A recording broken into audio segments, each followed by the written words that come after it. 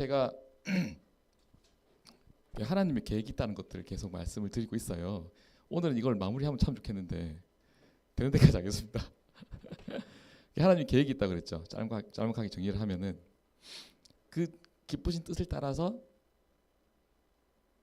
에덴 동산을 창설하시고 사람을 두셔가지고 다스리게 하시고 함께 하나님과 더불어서 아름다운 관계를 맺어가기를 원하셨는데 불청객이 쑥 찾아와가지고 해방하죠. 그게 죄죠, 그죠?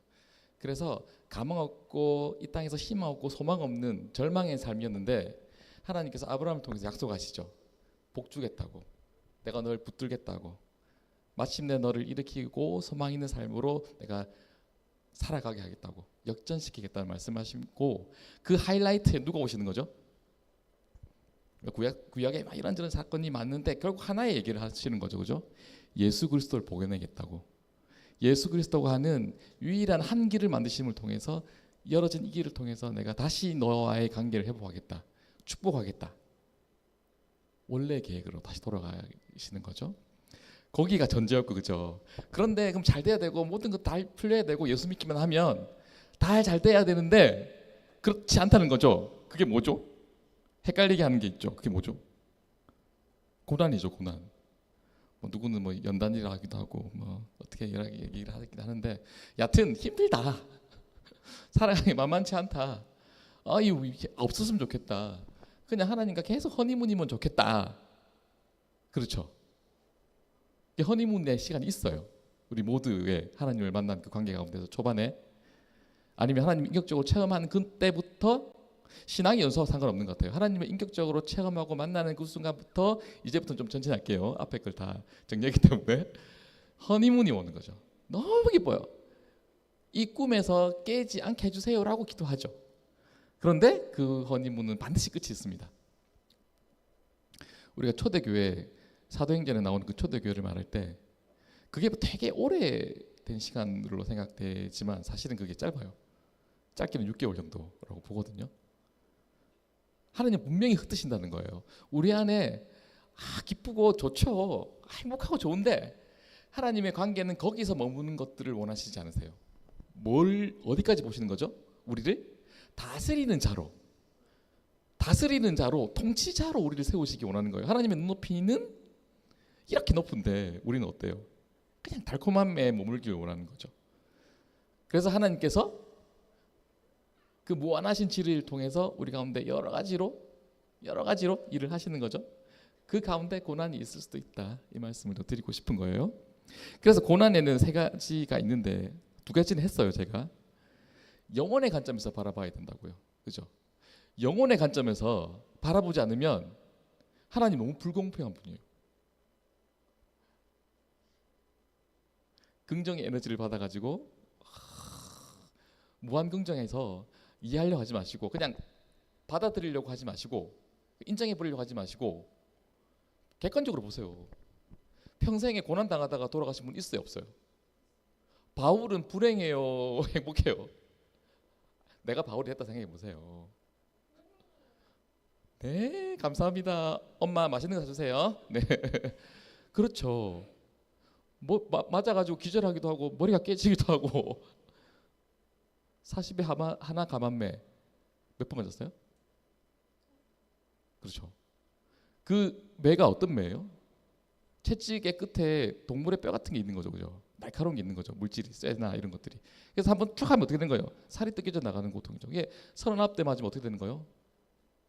초죽음이 되는 거죠. 더 맞으면 어떻게 되는 거죠? 죽는 거죠.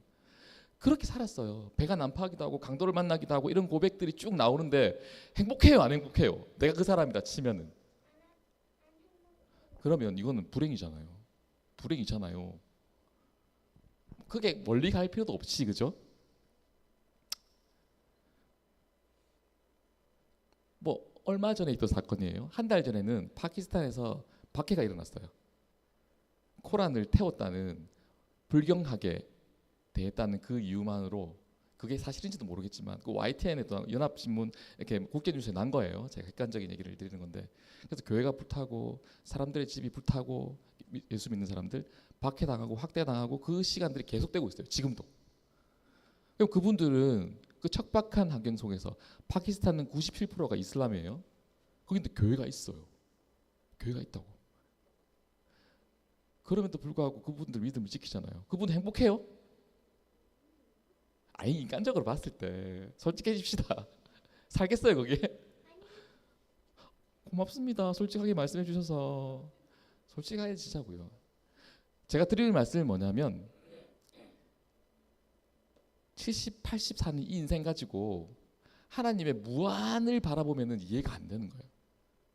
70, 80 가지고 내 고난을 이해하려면 이해가 안 되는 거예요. 하나님은 영원하신 분이죠. 우리와 함께 죽어서 어떻게 사시길 원하는 거예요? 언제까지 사시길 원하는 거예요? 100년, 200년, 300년? 영원히 하나님과 행복하게 사시고 싶은 거예요. 그렇기 때문에 우리가 인생을 가지고 하나님을 판단해버리면 좌절하게 되어지는 거죠. 그게 송명희 시인의 고백이 맞는 거예요. 공평하신 하나님. 이 시간들을 통해서 하나님께서 우리를 연단하시고 훈련하셔서 통치자로 세우셔서 더 좋은 하나님 나라, 우리가 이해할 수 없는 하나님 나라, 경험해보지 않은 나라, 우리의 감각, 육감이 아니라 오감, 혹은 여자들의 육감이 아니고 수천 가지 감각이 깨어난다고 하는, 우리가 경험할 수도 없고 경험한 사람도 없고 경험해보지 적이 단 한 번도 없는, 역사상 유례 없는 그 행복한 나라로 우리를 데려가시려고 하는 거예요. 거기에서 하나님과 함께 누리자, 낙원에서 영원히 누리자. 그게 하나님의 목적이에요. 그래서 이 고난이 의미가 있을 수밖에 없는 거죠. 왜? 하나님의 무한하신 지혜로 이 가운데 하나님께서 더 잘 다스리고 더 하나님 보시기에, 인간적으로 봤을 때는 성숙이라는 표현을 쓰지만 하나님 앞에서는 그렇게 자람이라고 표현한다면 거기까지 우리 이끄신 거예요. 그러니까 오늘의 내 삶의 고난을 인간적인 잣대, 70, 80대는 인생의 잣대와 인간적인 이성으로 해석하려고 하면은 우리는 넘어질 수밖에 없다는 거죠. 영혼으로 바라보셔야 되는 거죠. 하나님께서 영원히 사시는, 우리와 함께 거하기를 원하시는 그곳에서의 잠깐의 이 시간이에요. 잠깐의 육신의 시간이에요. 근데 이게 믿음으로 받아들여야 돼요. 육으로는 도저히 받아들일 수 없어요. 납득이 안 되죠. 그런데 우리의 믿음의 눈이 열리고 영안이 열리면 이것들이 납득이 되기 시작하는 거죠. 그것이 믿음입니다. 그것이 신앙의 삶이고 그것이 자람이에요. 우리가 좀 자라서 하나님의 눈높이로 보기 시작한다는 거거든요. 그 수준에 이를 수 있는 우리 처음계 모든 성도님 됐으면 좋겠습니다. 그러면 고난이 기쁨이 될 수 있어요. 바울은 기뻤다고 나와 있거든요. 40의 하마 가만네를 5번 맞고 태장을 당하고 죽일 고비를 수없이 넘기고 돌에 맞아가지고 막 기절하기도 하잖아요. 죽은 줄 알고 놔뒀는데 살아나서 막 돌아다녀요. 피 흘리면서 붕대하고. 행복한 삶입니까? 근데 바울은 행복하다고 얘기하거든요. 그럴 수 있다는 거죠. 근데 왜 그럴 수 있을까라는 것들에 대해서 우리가 하나님 앞에 도전해 봐야 되는 거죠. 하나님, 이 사람들은 고난 가운데도 정말 기쁨으로 살았는데 어떻게 이렇게 살아갈 수 있는 거죠? 라고 하면은 영원한 소망을 발견한 거죠. 하나님의 진정한 목적을 발견한 거죠. 그래서 이 고난은 고난이 아니고 변장된 축복일 수 있다는 거죠. 그게 하나의 관점이고 영혼의 관점에서 바라봅시다. 또 공평하신 하나님이라는 거죠. 원래 우리 생명이 누구 거예요? 전도사님 거예요? 우리 생명이 목사님 거예요? 아니 우리 아버님 거였어요? 내 거 아니고 누구 거? 하나님께서 주신 삶이에요. 주인이 주인 마음대로 하는데 주인 보고 이렇게 저렇게 말할 수 있는 권리가 있는 건가요? 내가 선풍기를 만들었는데 선풍기가 기분 나쁜 거예요. 왜 나 이런 누추한 곳에서 이 기능을 발휘하겠냐고. 좋은 집 화려한 집에 살고 싶다고 말하는 것들이 이게 가능한 얘기예요? 상식적인 얘기예요? 아니잖아요. 우리는 이런 기계 아니잖아요. 아니잖아요. 하나님께서 존귀 여기시는 그 한 사람이잖아요. 하나님의 뜻이 있다는 거죠. 주인의 뜻. 주인의 그 뜻이 선하다는 거예요. 그래서 하나님은 공의로우신 거죠. 하물며 하나님은 우리에게 뭐예요? 좋은 것 주시려고 하잖아요. 좋은 것 주시려고 하는 아버지시잖아요. 사람도 그렇게 하는데 나는 안 그렇겠니라고 말씀하시는 게 하나님의 마음이잖아요. 또 선한 목자라고 말씀하시잖아요. 선한 목자니까 나에게 선한 일을 하시는 거죠. 그 좋으신 하나님을 바라봐야 된다는 거죠. 그리고 결정적으로 뭐라고 말씀하시는 거예요? 우리를 자녀라고 부르시는 거죠. 자녀. 자녀는 차이가 있죠.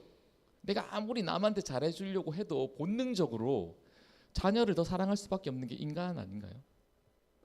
하나님 우리 그렇게 보시는 거죠. 죄송한 얘기지만 하나님은 이 표현이 불경합니다. 그러니까 이걸 인간적인 예로 바라보지 마시고 편애하세요. 내 자녀를 더 사랑하시는 거죠. 우리가 마지막 날에 하나님께로 돌아가실 때 이 땅을 심판하실 때 하나님의 사랑에 두 가지 관점이 있다고 했죠. 하나는 뭐냐면 무한한 사랑, 또 하나는 뭐냐면 우리에게 악한 사단에 대해서 뭐 하시는 거죠? 보복하신다고 했어요. 보복. 하나님의 관점은 두 가지가 다 있는 거예요. 무한하신 사랑이 있지만 또 우리 대신에 그 죄에 대해서 죄를 짓게 하고 우리를 힘들게 하고 고난 가운데 빠뜨리게 했던 그 많은 수없이 영적인 환란들에 대해서 어떻게 하는 거예요? 보복해 주신다는 거죠. 보복. 그게 하나님의 관점이라는 거죠. 그게 하나님의 사랑이라는 거죠. 그래서 하나님은 공의로우시다는 거죠. 오늘 하려고 하는 게 세 번째 드디어 나왔습니다. 지혜의 관점. 지혜의 관점. 우리 지혜롭나요? 똑똑한 사람 많죠? 왜 없어요? IQ 160되면 똑똑한 거 아닌가요? 멘사에 가입되면 똑똑한 거 아닌가요? 140 이상이면 men사인가요? 모르겠습니다만은 저는 아마 100이 안 되는 것 같습니다. 제 추측입니다. 오늘 함께 나누고픈 말씀이 이제 나오는데 고린도전서 2장 6절부터 7절에는 이렇게 나와 있습니다. 그러나 우리가 온전한 자들 중에서 지혜를 말하노니 이는 이 세상의 지혜가 아니요 또 이 세상에 없어질 통치자들의 지혜도 아니요 오직 은밀한 가운데 있는 하나님의 지혜를 말하는 것으로서 곧 감추어졌던 것인데 하나님이 우리의 영광을 위하여 만세 전에 미리 정하신 것이라. 아멘. 다시 한번 읽어드릴게요. 그러나 우리가 온전한 자들 중에서 지혜를 말하노니 이는 이 세상의 지혜가 아니요 또 이 세상에 없어질 통치자들의 지혜도 아니요 오직 은밀한 가운데 있는 하나님의 지혜를 말하는 것으로서 곧 감추어졌던 것인데 하나님이 우리의 영광을 위하여 만세 전에 미리 정하신 것이라. 아멘. 고린도전서는 고린도 교회의 어떤 문제점에 대해서 바울 사도가 얘기하는 것이지만 근원적으로 예수 그리스도 복음에 대해서 말씀하시는 거잖아요. 그죠? 이게 비밀한 사람들이 알지 못했던 깨닫지 못했던 비밀한 하늘의 비밀이 뭐냐면 그 지혜가 뭐냐면 예수 그리스도가 이 땅에 오시는 거거든요. 십자가거든요. 십자가의 길. 여튼 하나님의 지혜는 우리 인생의 이성의 한계를 벗어난다는 거죠. 초월적이라는 거죠. 초월적인 지혜가 있다는 거죠. 지혜를 만드신 분이 누구세요? 그분도 하나님이세요. 만든 사람이니까 그 지혜에 대해서 누구보다도 측량할 길이 없겠지만은 뛰어나시겠죠. 그게 상식 아닐까요? 포드 자동차를 만든 사람이 누구예요? 포드죠. 길을 가다가 포드 자동차가 고장나 있는 거예요. 그 사람이 막 고치고 있어요. 포드가 길을 가다가 멈추고 그 차를 고쳐줬어요. 당신 누구요? 어떻게 이 차를 잘 고쳐요? 하니까 뭐라고 했겠어요? 내가 이 차 만든 사람입니다. 하나님은 그런 분이에요. 지혜를 만드신 분이기에 우리가 아무리 풀려고 해도 풀 수 없지만 그 하나님은 측량할 길 없는 초월적인 지혜를 가지고 계신 분이고 지혜의 근본이 되신 분입니다. 욥기 38장 36절은 개역 한글에는 이렇게 돼 있어요. 개역 개정은 좀 틀린데 가슴 속의 지혜는 누가 준 것이냐? 마음속의 총명은 누가 준 것이냐? 누가 줬다는 말씀이에요? 하나님이 주시다는 거죠. 사람의 지혜는 한계가 있습니다. 그렇죠. 한 세 가지 정도로 말씀을 드리고 싶은데 그래서 하나님의 지혜를 이 역사를 다른 말로 인간적 관점에서 바라본다면 하나님의 지혜에 대적했던 역사예요. 거기에 응전하시는 하나님의 역사고 늘 그래왔어요. 창세기부터 지금까지 앞으로도 주님 오시는 그날까지 하나님의 지혜에 대적하는 역사가 될 거예요. 그게 사람의 역사고 사단의 역사겠죠. 첫 번째로 어떤 도전이 있어요? 하나님의 지혜에 대한 정치적 도전이 있겠죠. 그런 일들이 많이 일어났죠. 역사에 수없이 많은 제국들이 일어났죠. 그리고 자기가 신인 것 마냥 높임 받았죠. 정말로 신상을 만들기도 하고. 근데 그 제국이 지금 남아있나요? 흔적도 없이 사라졌죠. 박물관에 가서야 겨우 볼 수 있는 팍스 로마나라는 말씀 들어보셨죠? 말. 팍스는 라틴어인데 평화라는 거죠.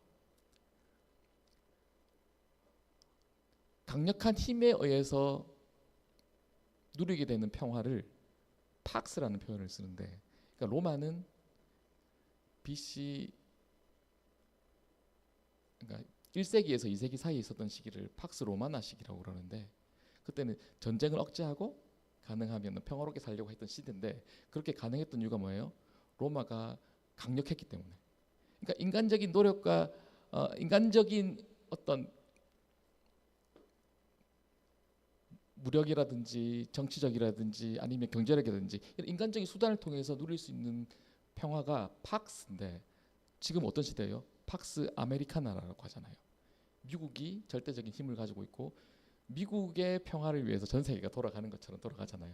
그죠? 그러나 제가 단언하는데 팍스 아메리카나도 끝이 날 겁니다. 지금 벌써 그런 기미가 보이잖아요. 중국이 무섭게 올라오잖아요. 빅2를 두지 않는 게 미국이거든요. 빅2가 되려고 하면 그 나라를 없애버리는 거예요. 그 전에 무슨 일이 있었냐면은 일본이 그렇게 됐어요. 일본이 너무 올라오는 거예요. 그래서 일본을 이게 별 좋은 표현이 아닌데 2위 자리에서 끌어내려 버렸어요. 강제적으로. 그런 일들이 플라자 합의부터 해가지고 여러 가지 역사적 사건이 있는데, 미국은 그런 나라예요. 그럼에도 불구하고 팍스 아메리카나도 끝이 날 겁니다. 인간의 정치적인 도전은 한계가 있는 거예요. 이 땅의 군왕들을, 나라를 누가 세우는 거예요? 왕을 누가 세우는 거예요? 통치자를 누가 세우신 거예요? 하나님이 세우시기 때문에 사람의 도전은 한계가 있다는 거죠. 또 어떤 도전이 있어요? 사상적인 도전이 있는 거죠. 포스트 모더니즘도 많이 아실 것이고, 그죠? 뉴 에이지 운동도 아실 것이고, 이런 것들이 근원적으로 어떤 도전이냐면 하나님의 절대적인 권위에 도전하는 문화거든요. 그런 사상들이거든요. 생각들이거든요. 포스트 모더니즘이 그렇습니다. 모든 권위를 해체해버리는 거예요. 나 중심인 거죠. 그게 해체주의라고 하는데, 이런 얘기를 드리려고 하는 건 아니고, 포스트 모더니즘은 뭐예요? 그런 거고, 뉴 에이지는 어떤 거죠? 이론론이라고. 모두가 신인 거예요. 나도 신이고 자연도 신이고 동물도 신이고 산도 신인 거예요. 다 신인 거예요. 그러니까 절대적 신이 없는 거죠. 사상이 도전하고 있는 거죠, 이 땅에. 그러나 우리 기독교는 어떤 거죠? 오직 주님만이 유일한 왕이시고 신이시고 주님만이 절대자시고 구원의 통로시고 영광받기 합당하신 분이고 찬양의 이유 되시는 분이잖아요. 우리의 모든 영광의 주인 되시는 분이시고, 그런 권위에 도전하는 문화가 지금의 문화에 있다는 거죠. 그게 포스트 모더니즘이라든지 뉴에이지 운동이라든지 이런 것들을 나타내는 거죠. 마지막으로 과학의 도전이 있는 거죠. 어떤 도전이죠? 진화론이라고 하는.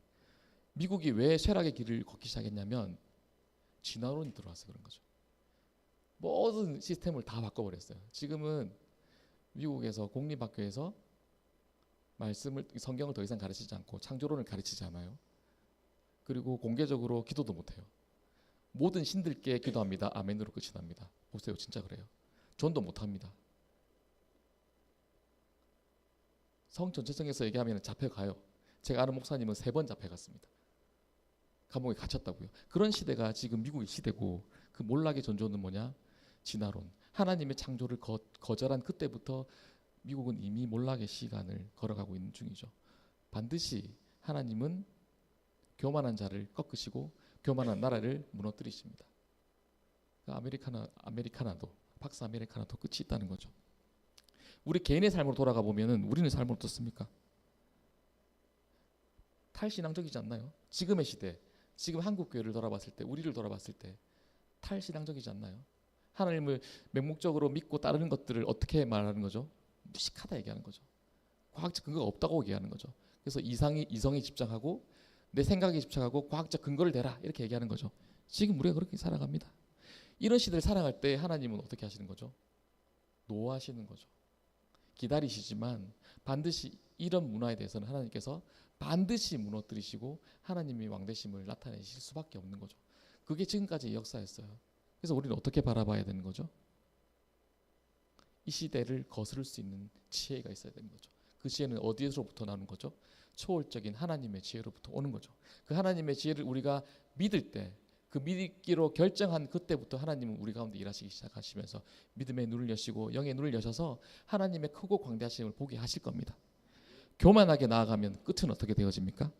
창세기 끝이 보여요.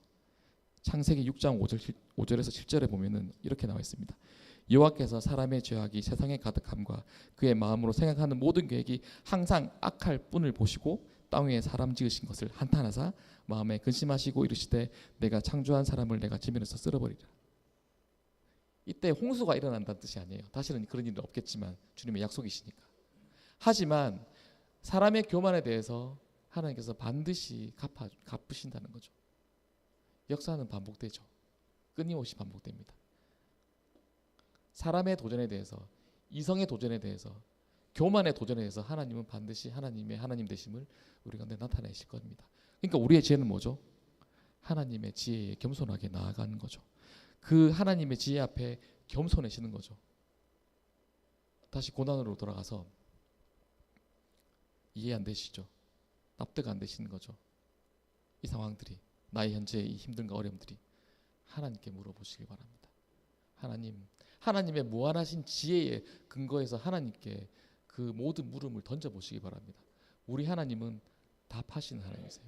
우리에게 말씀하시는 거고 그 고난이 내 안에 납득되어지게 하시는 분이세요. 이유가 있다는 거예요. 히브리서 12장 2절에 믿음의 창시자는 누구시에요? 우리의 믿음의 길을 설정하신 분은 누구세요? 주님이세요. 내가 이렇게 살아가는 이유가 다 이유가 있다는 거예요. 하나님 보시기에. 그 믿음의 창시자이신 주님께서 어떻게 하신 거예요? 그것들을 마무리도 해주시는 거죠. 그게 하나님이세요. 우리의 믿음의 길은 끝이 있는 겁니다. 천국의 소망을 보며 나아갈 때 이 모든 과정은 끝이 있는 거죠. 끝이 있는 거죠. 이유가 있는 거죠. 우리가 주님의 그 지혜에 붙들림 받아 줄 수 있는 우리들이 되었으면 좋겠습니다.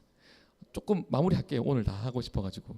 그래서 다시 처음으로 돌아가서 이 모든 고난이 훈련인데 이 훈련의 과정을 거쳐서 다시 우리를 어디로 인도하신다고요? 처음에 창세기 1장으로 돌아가서 다스림의 완전한 자로, 이 땅을 온전히 다스릴 자로 세우기를 원하신다는 거죠. 거기로 다시 돌아가는 거예요. 그것이 하나님의 목적입니다. 다시 더 나아가서 그 다스림은 어디로 나아가는 거죠? 아담과 하나님과의 관계, 그 완전한 관계까지 이르게 하시는 거예요. 목사님이 매사 말씀하시잖아요. 믿음은 관계라고, 하나님과의 관계라고 말씀하시는 거잖아요. 다시 한번 하나님께서 아담을 천물 만드셨던 그 완전한 관계 가운데로 다시 부르시는 거예요. 그걸 어디서 볼 수 있는 거예요? 계시록을 보시면 나와 있는 거죠. 21장 22절은 마지막에 대해서 나옵니다. 회복하고 싶은 하나님의 관점이 나오는 거예요. 목적이 나오는 거예요. 목표가 보입니다. 21장 계시록 21장을 보면 제가 말씀을 드릴게요. 신부의 관계, 백성의 관계, 하나님과 자녀의 관계가 나와져 있어요. 뭔 말이에요? 관계예요. 관계. 처음부터 하나님은 우리로 관계로 시작하셨어요. 하나님은 우리를 사랑하사, 하나님께서 우리를 사랑하사 독생자도 주셨잖아요.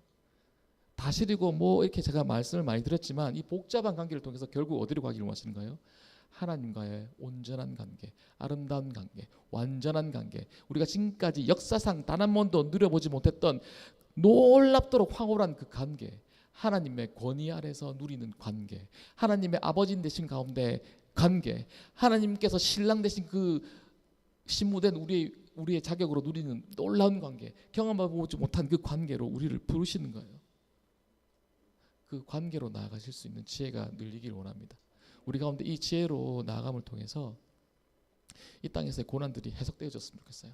하나님의 목적이 분명하시잖아요. 우리를 더 잘 되길 원하시고, 더 아름다운 관계로 이끌기를 원하시고, 더 지혜롭고 이 땅 가운데 더 분별력 있게 이 땅을 다스리길 원하시는 그 하나님께서 우리를 향한 부르심이라는 것들을 고난 가운데서 발견하실 수 있는 우리 차원교회 모든 성도님들 되시길 바랍니다.